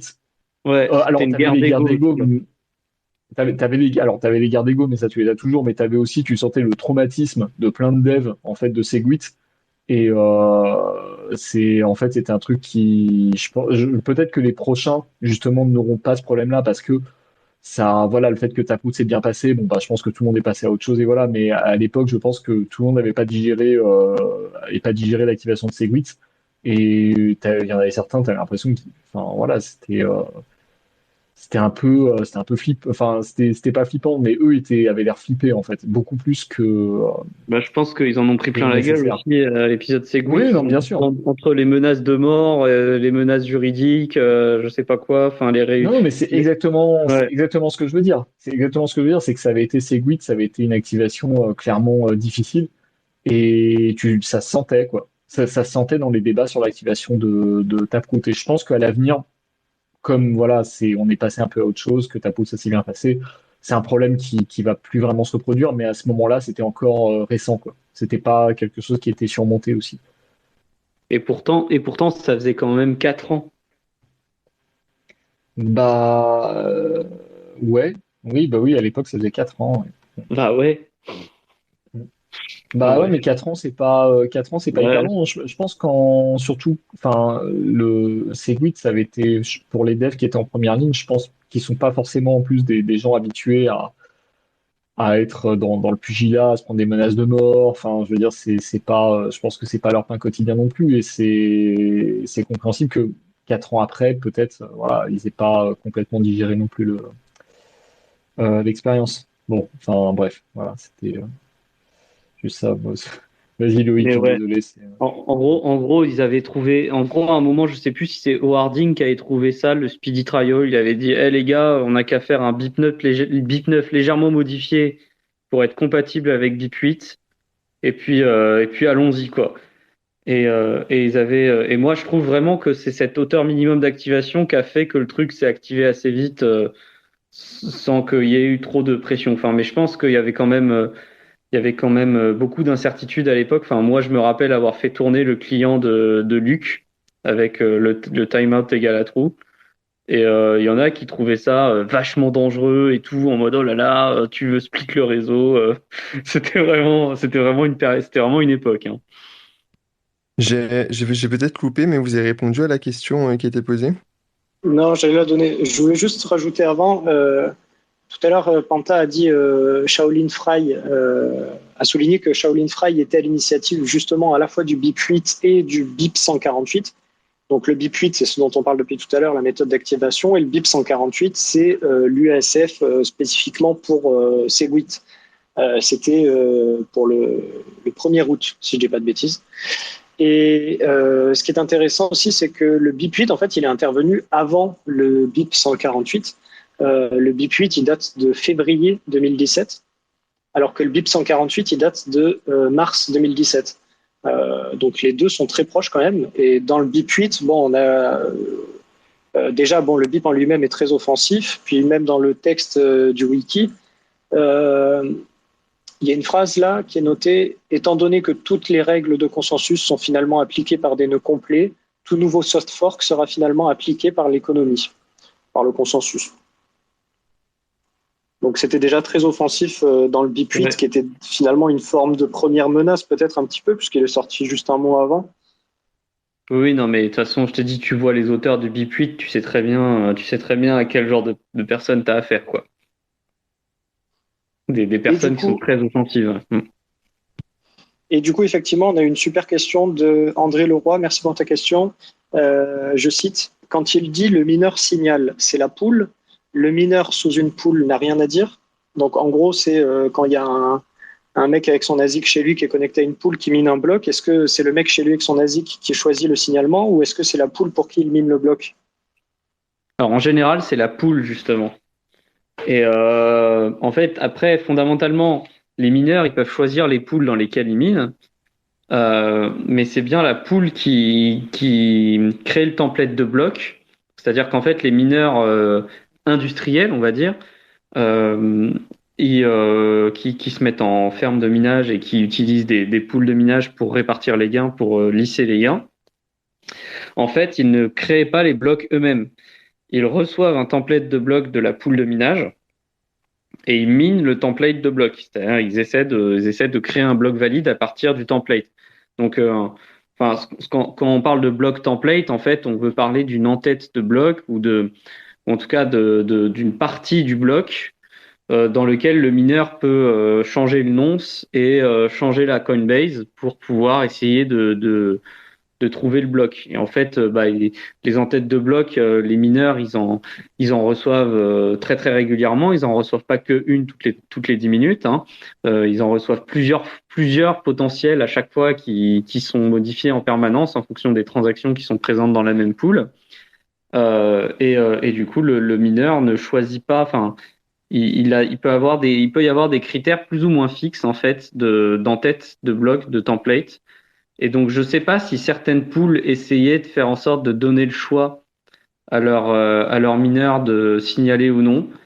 Mais clairement, le cas général avec une écrasante majorité, c'est que c'est la poule de minage qui choisit qu'est-ce qu'elle va signaler si elle signale ou pas. Voilà.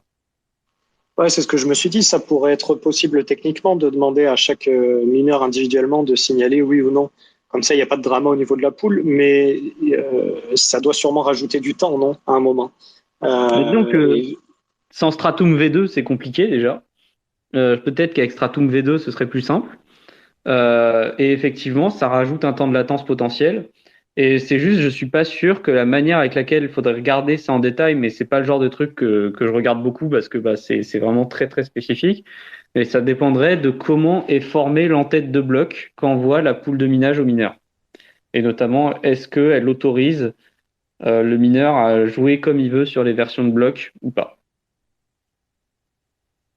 Et voilà, je sais pas. Je ne saurais pas répondre à cette question.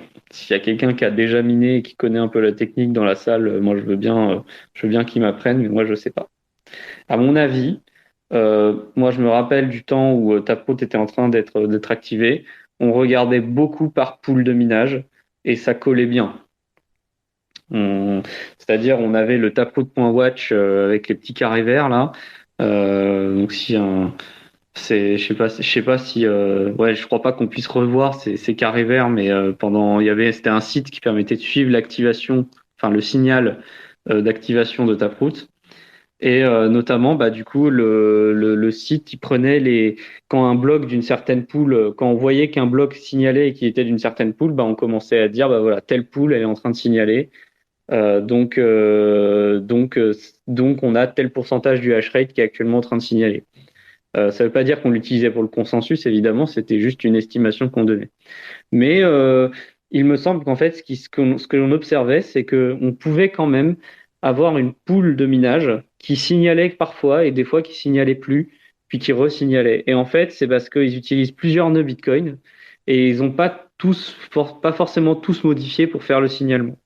Et donc en fait, ça prenait un certain temps, c'est-à-dire que même une pool de minage qui voulait signaler, bah, des fois on la voit commencer à signaler, puis après on voit qu'elle ne signale plus. Et c'est parce qu'en fait, elle n'a pas encore mis à jour tous ses nœuds. Et donc, bah, il y a des nœuds, des fois, elle envoie des blocs templates à ses mineurs qui ne signalent pas, alors que la pool a clairement annoncé son intention de signaler, quoi. Donc, on savait qu'elle voulait le faire. Donc, comme quoi, techniquement, ne serait-ce que signaler, ça prend un peu de temps.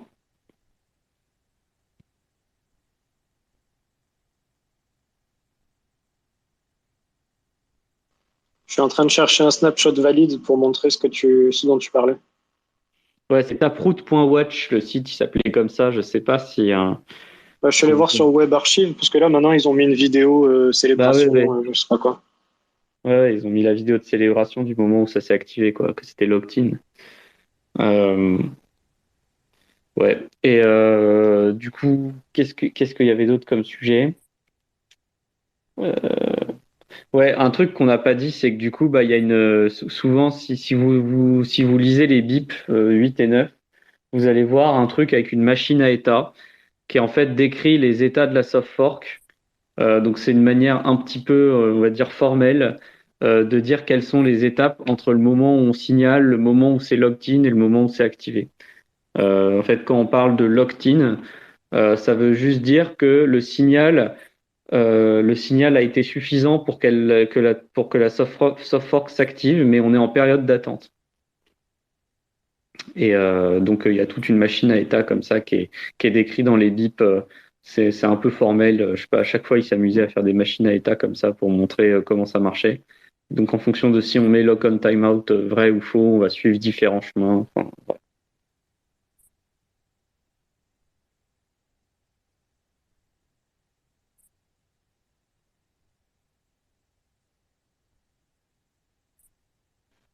Et il y a Bon, Fred qui vient d'envoyer un Frédéric qui screenshot vient de le de mettre. la page. Ouais, Frédéric qui vient de le mettre dans le chat du space.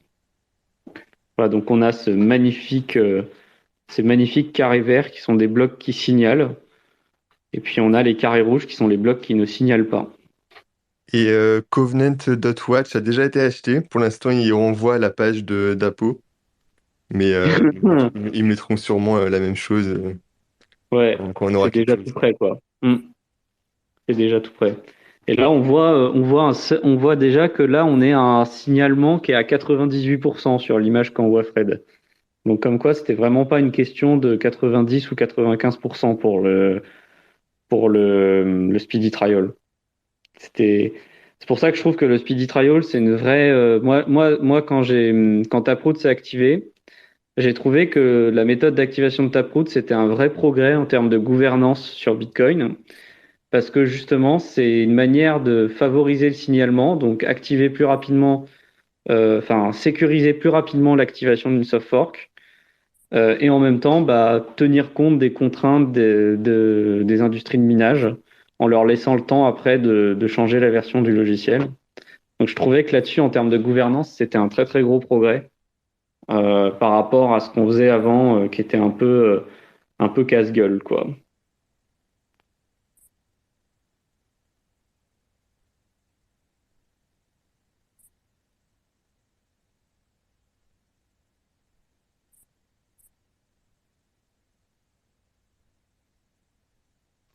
Bon, bah super, on a fait le tour, hein.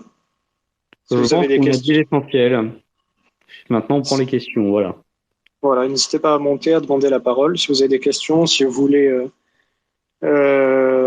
ajouter quelque chose qu'on aurait oublié, Ouais, ou c'était éventuellement. super complet. Franchement, ça fera un bon Hmm. space de référence là-dessus. Et la semaine prochaine, on attaque le gros morceau. Ouais, on verra en fonction Peut-être pas la de. semaine prochaine parce qu'on est aux Açores. Ouais. Donc sûrement la semaine d'après. Et puis avec Théo, on se demandait si on n'allait pas passer sur un format plutôt bimensuel, vu qu'on a moins de sujets et puis que on a peut-être aussi un peu moins le temps. Faut qu'on en discute, quoi. Et un de ces quatre, il faudra aussi qu'on le fasse avec du support visuel, là, soit en live, soit en truc comme ça. Enfin, on avait réfléchi ça aussi à un moment. Mais il faut pas le faire au même moment parce que on peut pas faire ça le mercredi soir, quoi.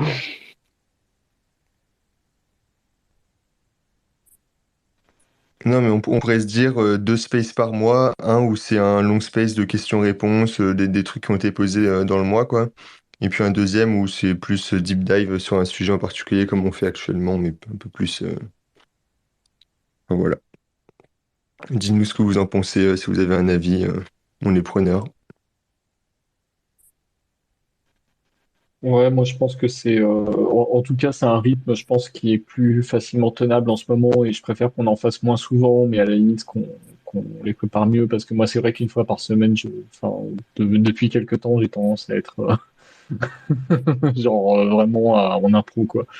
Donc euh, donc ça me paraît une bonne idée. Ouais. D'ailleurs, je vais devoir vous laisser. Je suis désolé, je vais pas rester pour les questions-réponses. De toute façon, je crois qu'on n'a pas de questions, donc on va carrément pouvoir arrêter là, hein. Bon, après, si, je sais pas, si quelqu'un se manifeste, voilà, mais moi, de toute façon, il va falloir que j'y aille.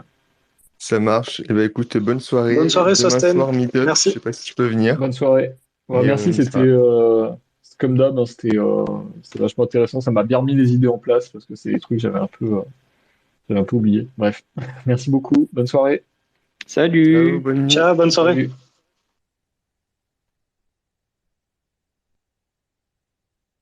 Et c'est quoi qui est envisagé là comme méthode d'activation pour BIP 300 et 301? Pas, faudrait demander à Layer2Labs. Je crois qu'ils partent direct en UASF. Donc du bip 8 lock on timeout bien violent, quoi. Wen USF CTV. Voilà, when UASF CTV, c'est la seule question qu'il faut poser. Ou même CTV plus APO, plus APO, hein. Apo, c'est pas prêt apparemment. Ouais, c'est moins près que CTV, certainement. Mais mine de rien, on en parle depuis au moins aussi longtemps que le Lightning Network. Et le BIP, ça fait genre perpète qu'il est là aussi. Il est quasiment arrivé en même temps que le BIP pour CTV, quoi. Et il a été très peu modifié lui aussi. Et il y a Fred qui dit que l'actualisation de Taproot a été une démo de comment bien faire un soft fork avec Speedy Trial. Et en vrai, vu comment ça s'est bien passé, il y a moyen que pour les soft forks futurs qui font un peu consensus, on continue d'utiliser Speedy Trial, non? Ah ouais, clairement, à mon avis, c'était vraiment un vrai progrès, quoi. Moi, je l'ai vraiment ressenti comme ça parce que moi, j'étais un peu allé contre enfin, j'avais l'impression, moi, sur les réseaux que je suivais à l'époque, j'avais l'impression que le consensus, enfin, la majorité des gens disaient, faut faire du BIP 9, c'est plus safe, faites pas du BIP 8. Et moi, j'étais en mode, non, j'ai pas envie, je fais du BIP 8, tu vois. Et j'avais regardé le truc et je m'étais dit, je prends pas un grand risque à faire tourner BIP 8 aujourd'hui pour potentiellement repasser sur un BIP 9 plus tard si jamais effectivement la menace que le lock on timeout se réalise et me mette hors du consensus devient réelle. Mais j'ai largement le temps parce que j'ai au moins 2 ans. Donc au début, je me suis dit non, non, je fais tourner un lock on timeout égal true parce que ça n'a pas de risque pendant au moins 1 an et demi, quoi. Et, euh, et je trouve vraiment que le fait de se dire qu'on peut choisir, hein, sans avoir à trop s'inquiéter de si on va chambouler le consensus, et en même temps que ça permette aux mineurs de plus facilement déjà se rappeler que c'est pas eux qui décident si on active un soft fork, et en plus d'avoir le temps d'installer la nouvelle version tranquillement sans se stresser et sans s'engager trop. Bah, je trouve que c'est un très bon compromis. Donc je trouve que c'est vraiment ça s'est très très bien placé, et c'est pour ça aussi que je pense que le Speedy Trial là, il a réussi pendant que c'était le brouillard où on n'arrivait pas à se décider sur quelle méthode il faut utiliser. Je pense aussi que c'est la qualité de la proposition qui a fait que les gens se sont dit ok, c'est pas hyper satisfaisant mais on prend ça, mais en fait si c'était carrément bien quoi, c'était vraiment un vrai progrès. À mon avis, c'était vraiment une très très bonne proposition. Et c'est marrant parce que bah du coup cette proposition n'est toujours pas spécifiée dans un BIP finalement.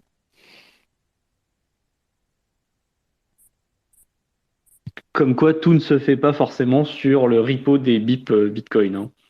Savoir qu'il y a d'autres repos de spécifications qui existent. Les BIP c'en est qu'un parmi d'autres. Et c'est juste que bon, bah, c'est le plus suivi, très logiquement.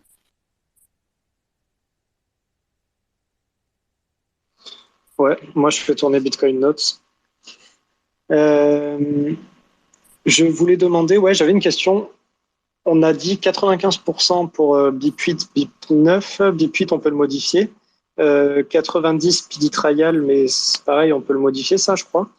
Pourquoi 90-95? Pourquoi pas moins? Ça serait pas suffisant, un truc du style 60? En sachant que finalement, le but de ça, c'est ce que je disais au départ, c'est vraiment d'éviter le split au moment du soft fork. Donc, si à 60%, c'est pas suffisant pour faire changer d'avis les derniers, ou tout du moins pas réussir à faire une chaîne plus longue. En fait, il faut le prendre dans l'autre sens. Si tu as 60% qui signale, ça veut dire que tu as 40% qui n'est pas prêt.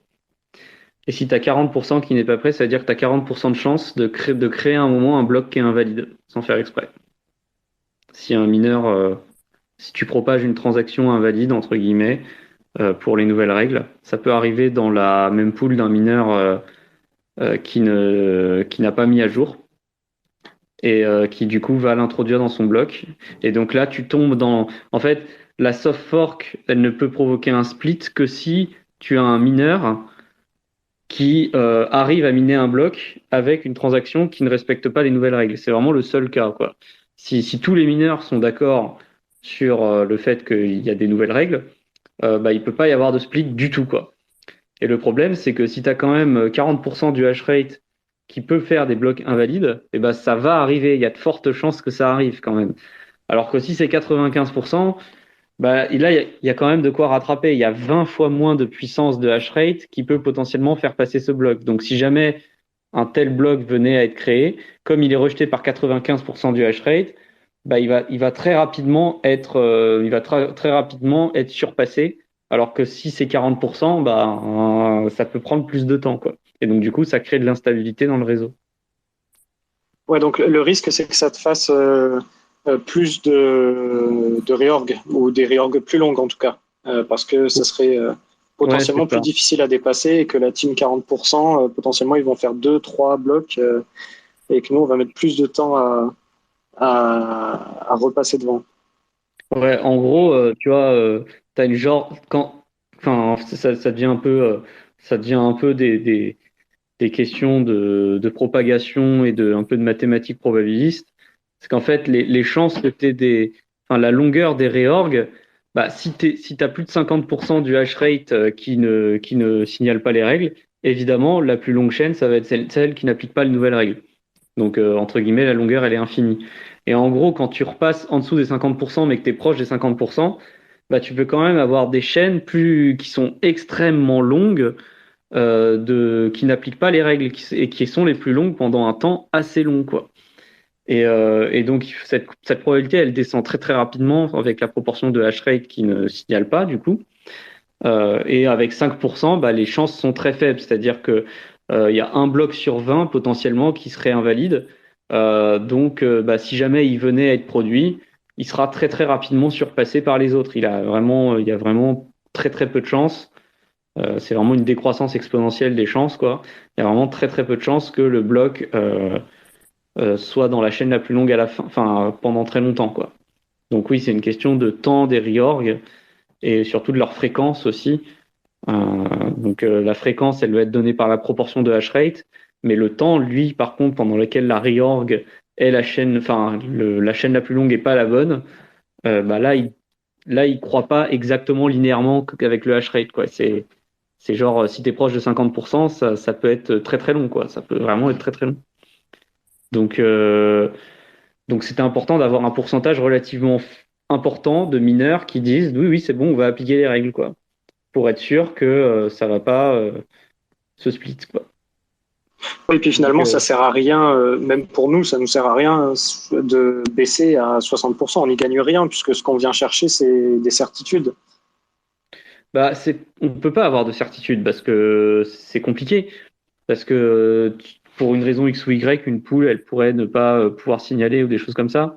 Mais il faut regarder en fonction des conditions. Et bon, c'est juste que à 95%, ça représente beaucoup de poules. Il y a très peu de poules qui. Enfin, les 5% restants, il faudrait aller chercher des poules toutes minuscules et leur demander de signaler.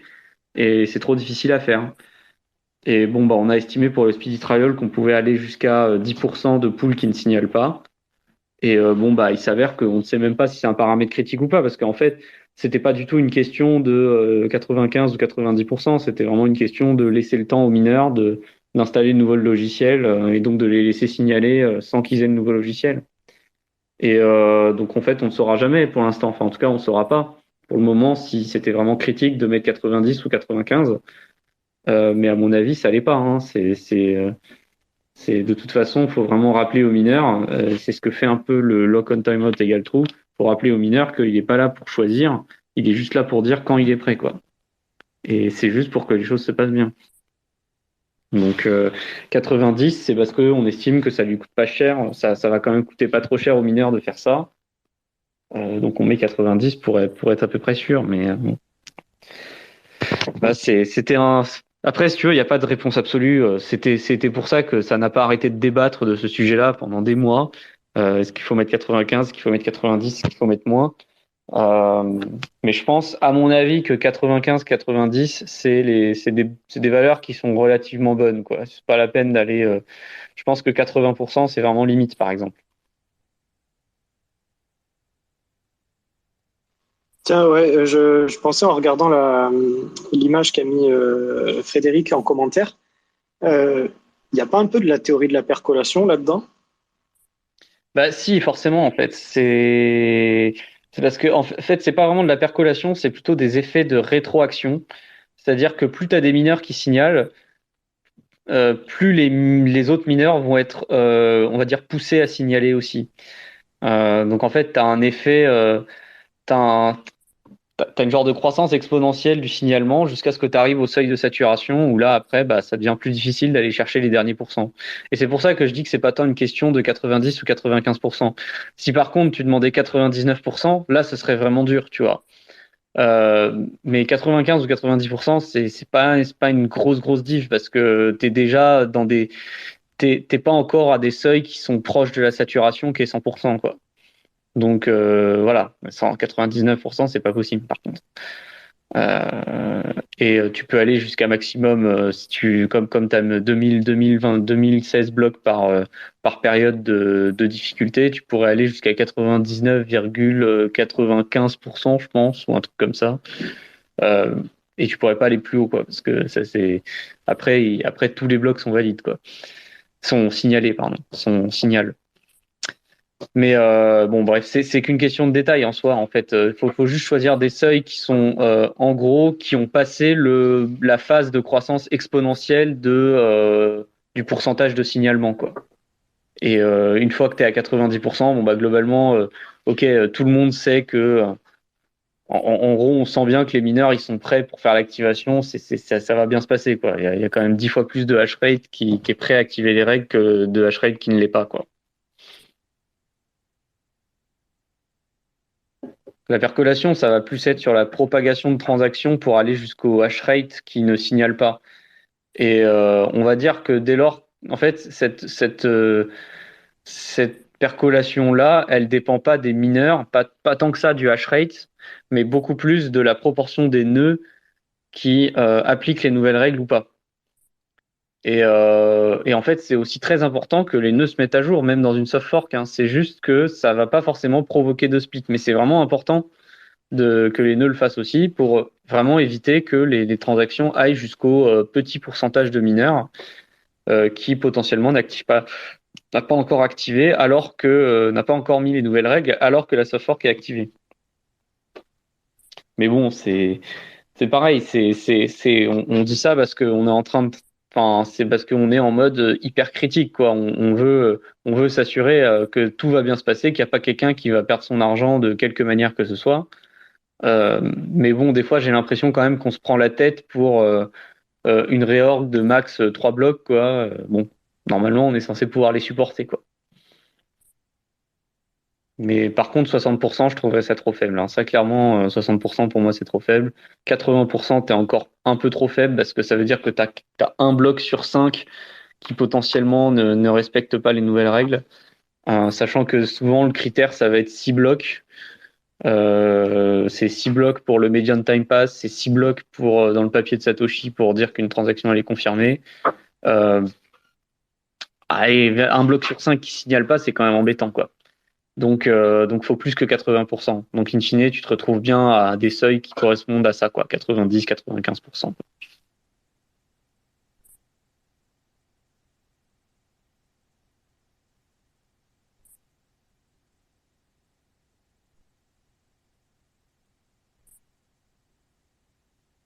Bon, bah, nice.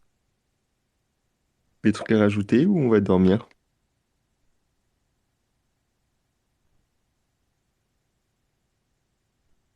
Frédéric qui dit que BIP 300, BIP 301, c'est UASF, mais le height n'est pas défini encore.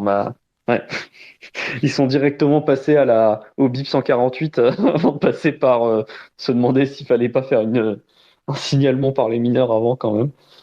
Bref, ça me fait toujours un peu rire, mais je pense que c'est aussi pour parler d'eux, hein, qu'ils ont commencé à faire ça. C'était un petit peu aussi comme quand Jérémy a voulu activer CTV avec un speedy trial, ça a tout de suite énervé tout le monde, quoi, comme d'hab. En fait, sur le bug de 2106, ça va être la bataille un peu pour savoir qu'est-ce qu'on nettoie pas. Parce que, Ouais, je comprends ce que tu veux dire. C'est les gens vont vouloir profiter du fait qu'on doit faire une hard fork ouais, pour dire on pourrait modifier d'autres trucs. Mais je pense que ce qui va se passer, c'est qu'on va rien modifier d'autre, à mon avis.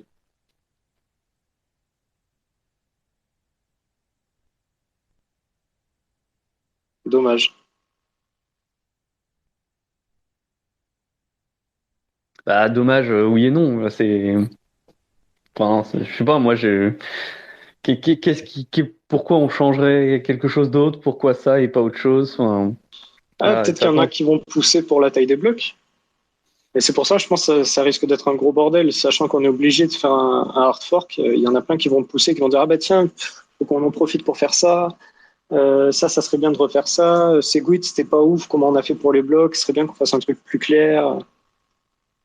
Mais en fait, fondamentalement, je pense que, euh, enfin, ce raisonnement-là, le souci que j'ai avec, on va dire, c'est que c'est comme si c'était que un problème de coordination. Sauf que, en fait, dans le cas des hard forks, comme il faut vraiment que tous les nœuds soient d'accord, bah, en fait, ça devient plus qu'un problème de coordination. C'est-à-dire que changer le timestamp, clairement, tout le monde est d'accord avec le fait qu'il faut le faire, puisque de toute façon, ça va être un truc qui va tuer ton consensus lorsque on va atteindre la limite, quoi. Donc, il faudra le faire.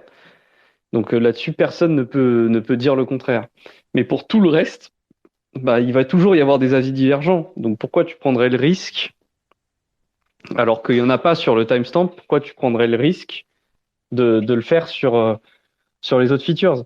Parce que si tu prends les gens qui sont pas d'accord avec ton hard fork sur le timestamp, bah, qu'est-ce qui se passe? Bah, ils se bloquent tout seuls. Donc bah, il y a pas de, ils existent plus en fait. Du coup, c'est ça que ça veut dire. En fait, ils se détruisent, ils s'autodétruisent naturellement, les mecs. Mais sur tout le reste, il n'y a pas de raison.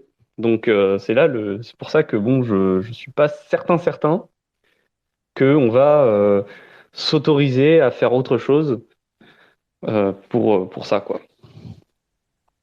Alors, tout le monde est d'accord sur le fait qu'il faut changer le timestamp, oui, mais tout le monde n'est pas d'accord sur comment changer ce timestamp. Il y a déjà 2 propositions différentes pour changer le timestamp pour le problème de 2106. Et d'ici là, je suis Ouais. sûr qu'il y en aura plein d'autres.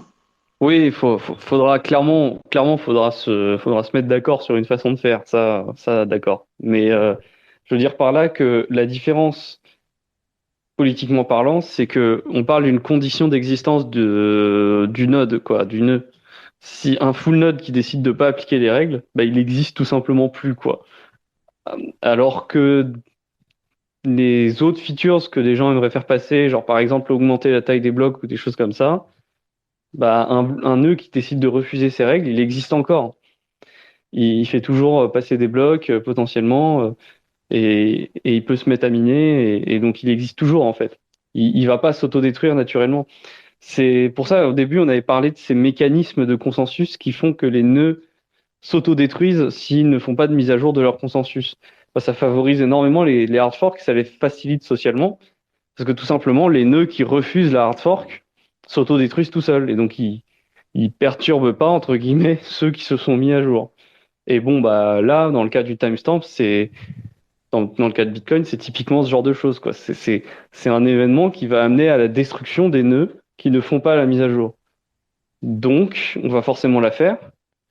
Et il n'y a pas de raison qu'on en fasse une autre, parce que les seules autres mises à jour qu'on pourrait faire, c'est celles qui, du coup, si on ne les fait pas, amèneraient à la destruction des nœuds, à l'autodestruction du consensus. Donc, bah, il n'y a que celles-là pour lesquelles on peut vraiment faire des hard forks sans problème, quoi. Le fait de packager d'autres trucs avec, je suis pas sûr que ça passera, quoi. C'est, pourtant, je te dis, moi-même, je suis pas contre, enfin, je suis pas contre l'idée, mais je suis juste quasiment sûr que ça va pas se produire, quoi. On pourrait faire du cross-input signature aggregation, on pourrait faire des trucs un peu stylés, voilà, avec des hard forks, mais, euh, mais je pense que ça se fera pas.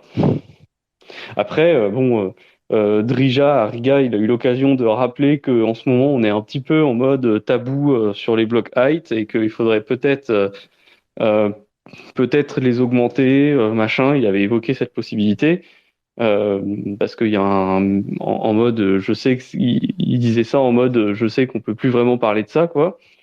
Donc Drija, lui, il avait directement écrit dans le papier du Lightning Network qu'il faudra de toute façon augmenter la taille des blocs si on veut que tout le monde ait un channel Lightning. Ce qui n'est pas un argument faux en soi.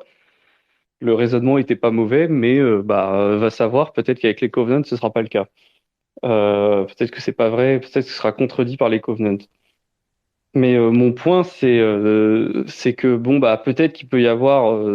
Je veux dire, tu peux avoir une hard fork qui décide d'augmenter la taille des blocs. Il faut juste que vraiment il y ait un consensus sur le fait que, bah, ouais. On est tous d'accord que maintenant c'est la seule chose qu'on peut faire et que tout le monde maintenant a des moyens de faire tourner ça extrêmement facilement. Je sais pas, par exemple, imagine tout le monde arrive à faire tourner un full node sur son nœud, sur son portable, sur son téléphone. Même dans les pays un peu pauvres, les gens ils ont les moyens de le faire. Et en plus de ça, on a des trucs à la Utrixo pour éviter la croissance du registre ou des choses comme ça. Bon, bah, peut-être que oui, on sera tous d'accord et tous très contents d'augmenter la taille des blocs, mais pour l'instant, c'est ce genre de consensus qu'il faut atteindre et on y est très très loin. Et il n'y a pas de raison que parce qu'il y a un, et il n'y a pas de raison que juste parce que tu as un timestamp qui n'est plus valide dans le futur, juste parce qu'il y a ça et qu'on doit le changer et que ça nécessite une hard fork, bah, pour moi, c'est pas une raison suffisante qui va faire qu'on va faire d'autres modifications avec, quoi. Il faut vraiment une demande intrinsèque pour cette modification-là, quoi. Et c'est pas parce que c'est l'occasion de faire une hard fork qu'on va packager tout plein de trucs. Maintenant, les développeurs eux-mêmes, il y a plein de trucs qu'ils aimeraient faire, hein. Il y a un truc, quand j'étais à Surfin, j'avais discuté avec Antoine Riard, et peut-être qu'un jour il passera sur un des Space Cakes, enfin, j'espère. Et lui, il y a un sujet qui lui tient à cœur, c'est toutes les forks qui sont pas que des soft forks, il y a aussi des hard forks qui servent à cleaner un peu tout le consensus. Il y a un truc qui s'appelle The Great Consensus Cleanup, Et peut-être qu'il y a des choses à faire là-dedans, mais le truc, c'est que les gens vont pas forcément les comprendre, quoi, l'intérêt du truc, quoi. Rendre le code plus propre, c'est cool, mais si ça marche, pourquoi le changer? Euh, mais voilà, peut-être qu'il y a des choses sur lesquelles il va falloir communiquer un peu plus si effectivement on veut progresser sur ces sujets-là, mais je veux dire, c'est à mon avis pour l'instant, c'est pas trop le, j'y crois pas trop pour l'instant.